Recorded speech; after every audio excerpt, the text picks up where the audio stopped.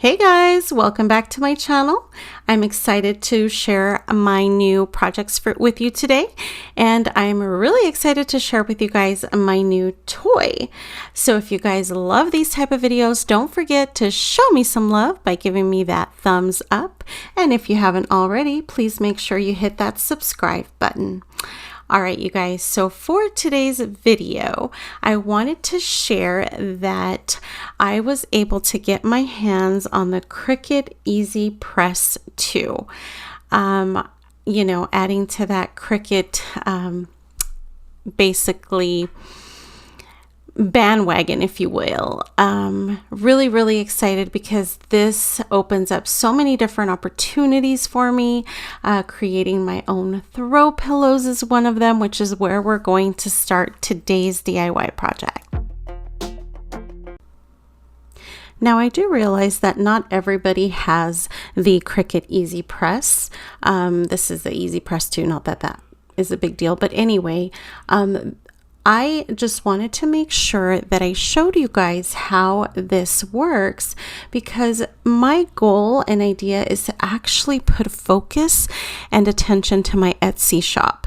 And I will be offering basically these individualized type throw pillows or shirts and any type of graphics on my shop, and I really need to take the time and effort to actually start adding to my shop, because I haven't done anything since literally launching that, and I feel like I have been slacking so much. And it's not really a matter of slacking, you guys, it's just I work so much and I haven't had my focus there.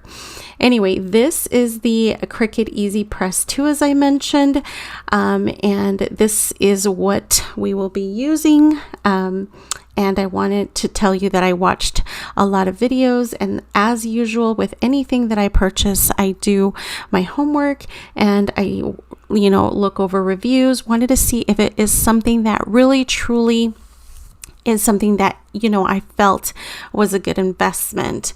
Another thing that I wanted to point out is I have a sibling who has, actually a couple siblings who have their own business, and I thought it would be cool if they wanted to create t-shirts or whatever with their own logo. They now can use my stuff to do so.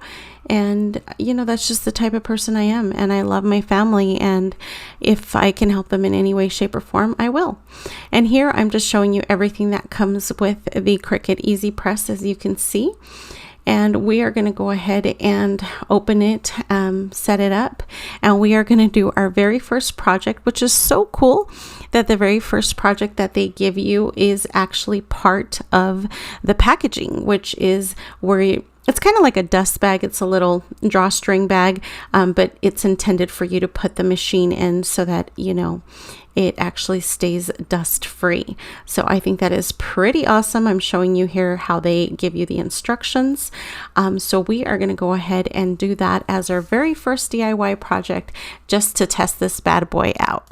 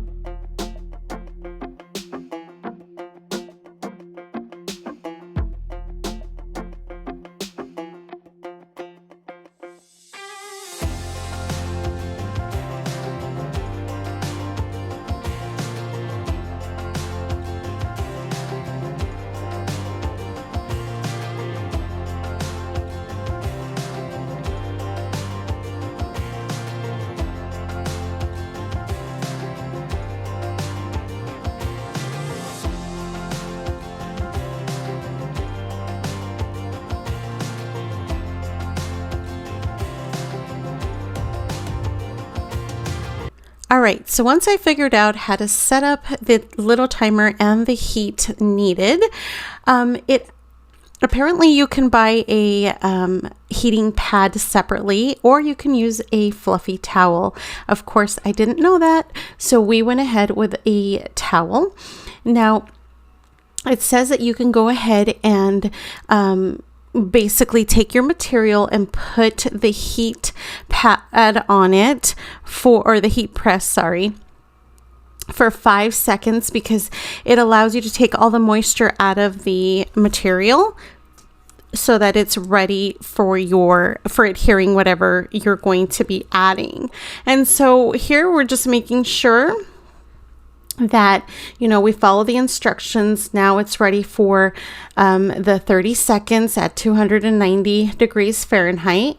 And as you can see here, that's what we're doing. Now the next step is going to go ahead and tell us to flip it over, and we're going to go ahead and do another 30 seconds. And, it's pretty self-explanatory. So that's exactly what we're going to be doing. And then we're going to go ahead, and it says to let it cool, to have it feel cool to the touch. And it doesn't take very long for that to happen. Then you peel it off, and ta-da! It is so pretty. I love my little bag. It's so cute. And it's so sparkly and shiny. Anyway, so as you guys can imagine, my brain is going a million miles an hour on all of the possibilities and all the different things that I could create. And the excitement is real, you guys. It is so fun. Anyway, so that was just our first little project. And now we're going to go ahead and take our pillowcase, which, by the way, I picked up at Walmart.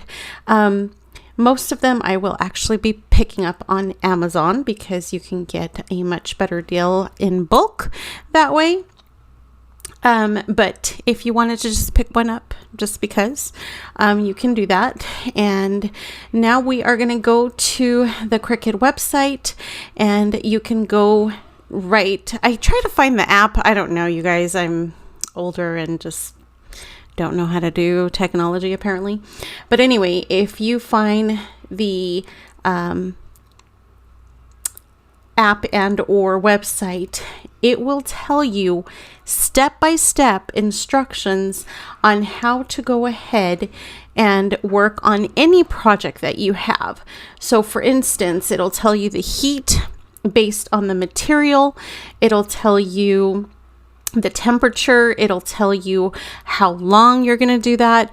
Now, in this case, as you guys saw, I have multiple colors, which means multiple layers. Now, the tricky part, which of course, if you know me, like my best friends and family, I don't do things lightly. I go all out. I've never done a project before, but yet I decided to do one of the most difficult ones, which is layering heat. And that's just me, you guys. Anyway, they tell you to be careful, because if you don't do it correctly, you can shrink the vinyl. And in addition to that, you want to make sure that you aren't ruining other vinyl that you have already laid down. There's a process. And so trust me when I tell you that I researched this so much before I actually did it.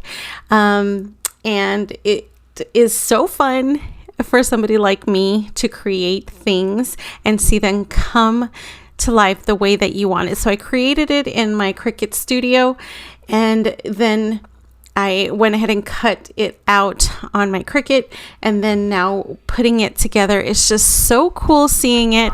And again, just seeing, it come together is just so amazing. As you can tell, I got a little impatient because it does say to wait until it's cool to the touch. And I, just kept checking to make sure that, is it adhering? Is it not? I've never had one of these, so I'm not quite sure how this works. And for that reason, I just, kept messing with it. But anyway, so you kind of get the gist. Now, this is parchment paper, wax paper. I'm not sure how you guys call it. But anyway, the reason why I'm using this is because every tutorial that I watched or everything that I read on blogs says to do so when you are layering, because the last thing you want to do is ruin basically any of the layers that you have already put down. And so if you guys are curious as to why that is the reason why I did the parchment paper.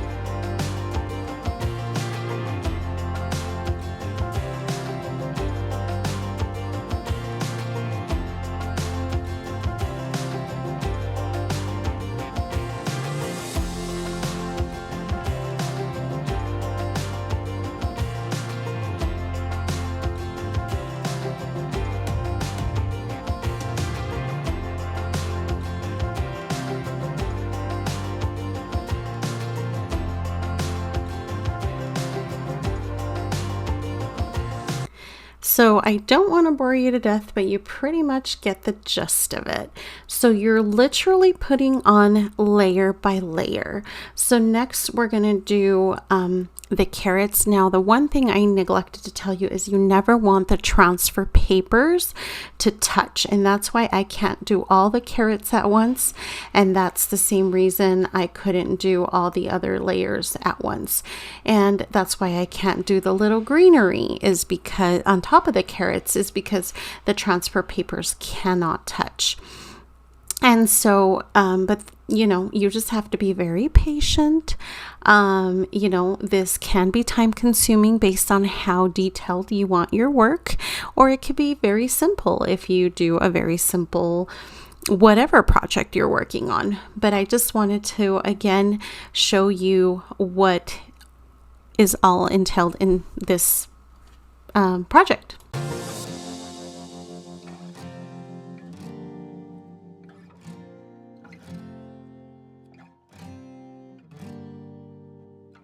Well, guys, here is the end result of my little throw pillow, and I think it is so stinking cute. And like I said, I am looking forward to many, many, many more projects with this.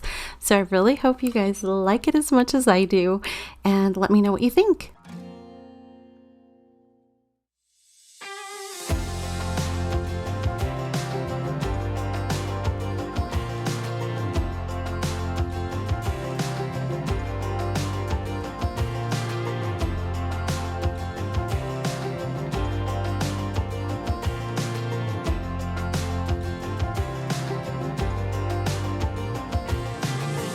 So very similar to how we did the dry erase board in my office, we are going to use the exact same materials, and we're going to create beautiful artwork for above my bed. But this time, instead of staining the wood, we're going to paint it black. And we're going to use all of the exact same materials.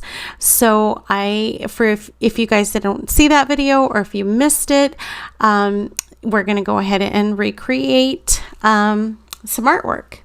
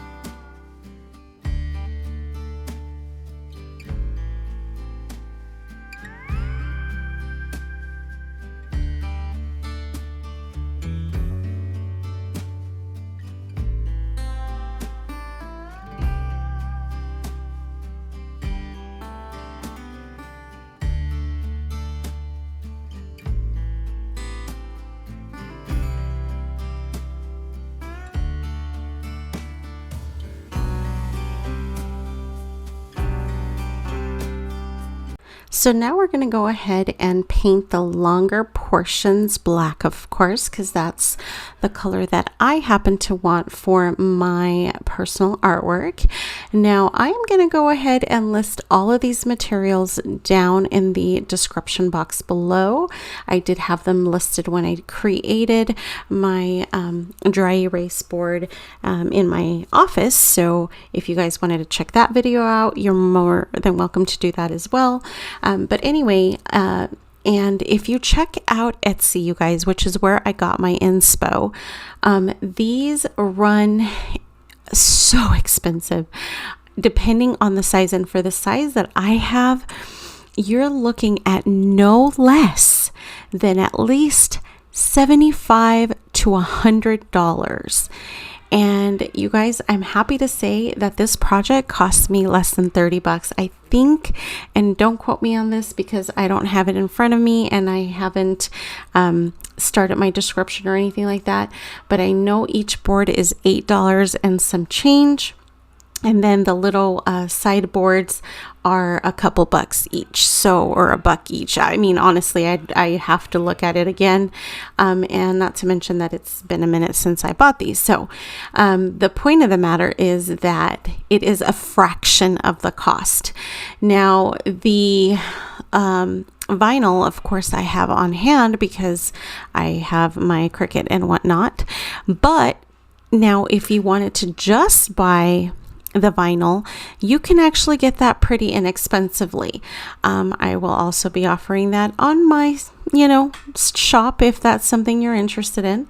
And I'm hoping to make that as inexpensive as possible and, keeping costs down and all that. But give me time. I'm going to be working on that shop coming up. I will make sure to give you guys another announcement as soon as that's launched and ready to go. But I will be working on that as well. But anyway, I think you guys can create beautiful artwork on a budget, and you can even use stickers or whatever you want. Just use your imagination, you guys, really. Here I'm just showing you that I'm going to go ahead and apply the vinyl. I had contemplating doing a heart, but then when it came to cutting the heart in half, I didn't like how it looked, so I didn't end up going with that.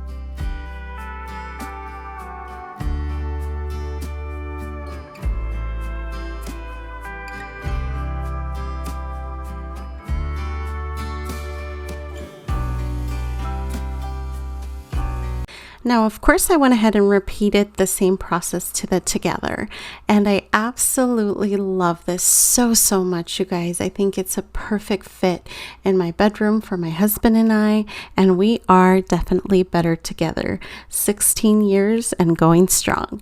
Anyway, so let's go to our very last project, which is going to be a custom backpack, which I purchased super inexpensive at Walmart. It's kind of a funny story. I have a Surface for work, and I had a laptop bag that I've had for a while, and it just didn't fit all my junk when I would have to commute into work. And I was a little frustrated that all my stuff just didn't fit. And so I kept looking and looking for a way to get all my stuff to and from work. And I will have you know that, man, messenger bags and laptop bags, they are ridiculously expensive. So anyway, Walmart came to the rescue, y'all. So as you guys noticed, a few days later, I did end up purchasing that heating pad, which is what the backpack is on. And we are following the same instructions as you saw on the first two projects. And of course, I decided to add my name to the backpack because why not customize it, right? And I am using the towels to protect the leather pieces on the backpack. So that it doesn't burn the sides, but just follow the instructions and the rest is pretty much self-explanatory, you guys.